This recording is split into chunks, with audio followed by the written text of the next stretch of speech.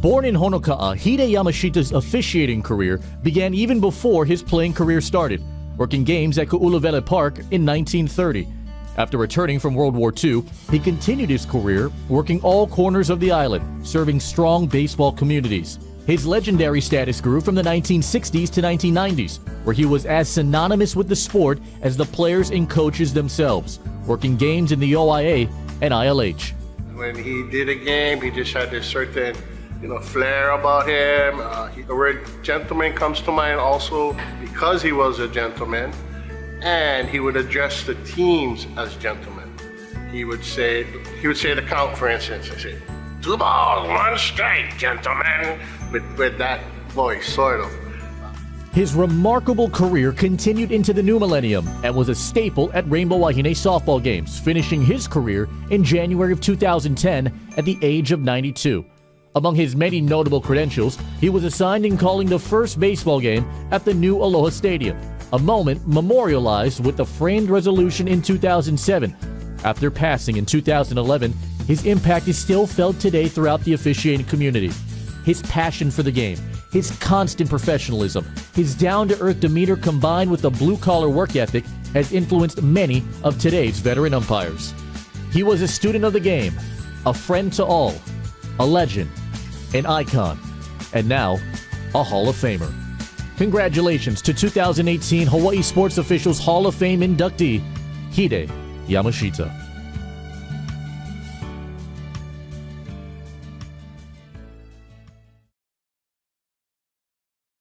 I'm Sam, Hide's oldest son. I flew in from Los Angeles, so I didn't catch all the jokes. So I'm really sorry.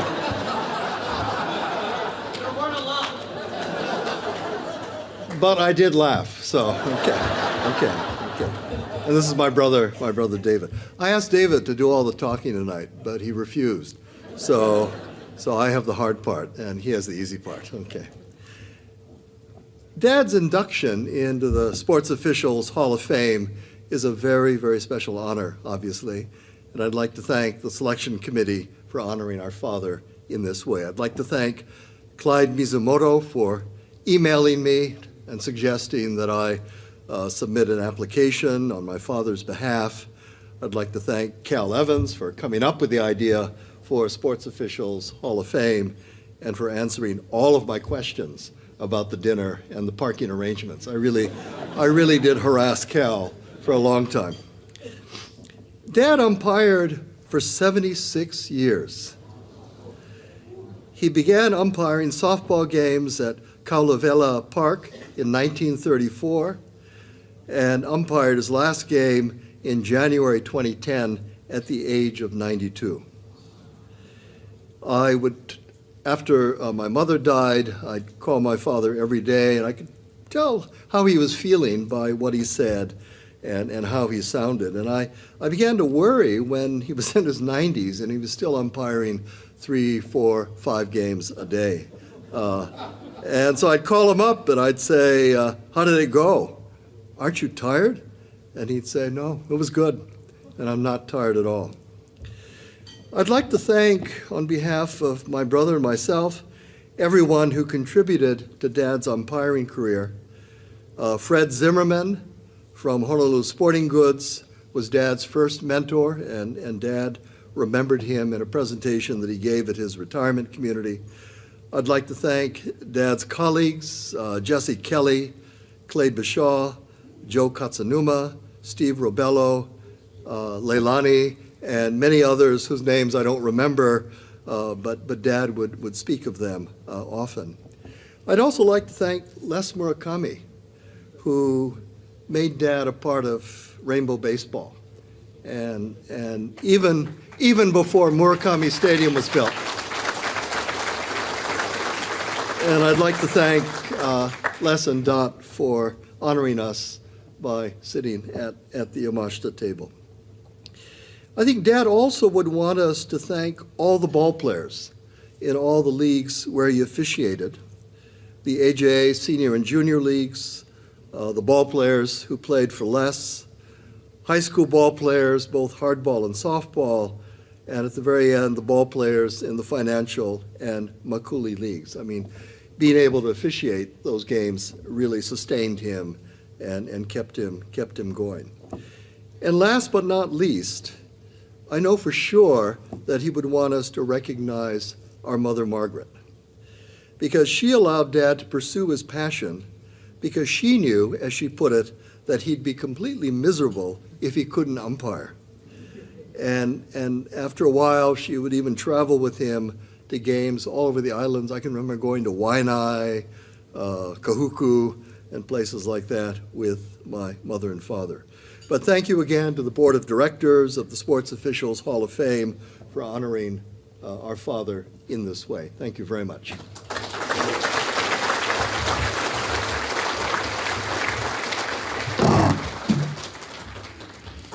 Aloha, and thank you also to the Sports Hall of Fame. I'd like to share a personal story about my father, and even though he wasn't there, I thought it illustrates, I think, what I've learned about him. This happened, although I'd seen many baseball games through my lifetime, going with him, as my brother said, to fields all over the island. I never really thought much about umpiring and what my dad did until our son was maybe 7 or 8 years old, and he was playing Little League. And so I dropped my son off at one of his games and for the warm-ups, and I went to sit in the stands. And as it turns out that day, the umpires didn't show up. This is on the mainland. I know it wouldn't have happened in Hawaii, but anyway. So they, of course, look around and looking for viable candidates. And so I guess I looked like I could do this. And so they asked me if I would do it. So I thought, I'm the son of an umpire. I've seen lots of baseball games. I think I can do this.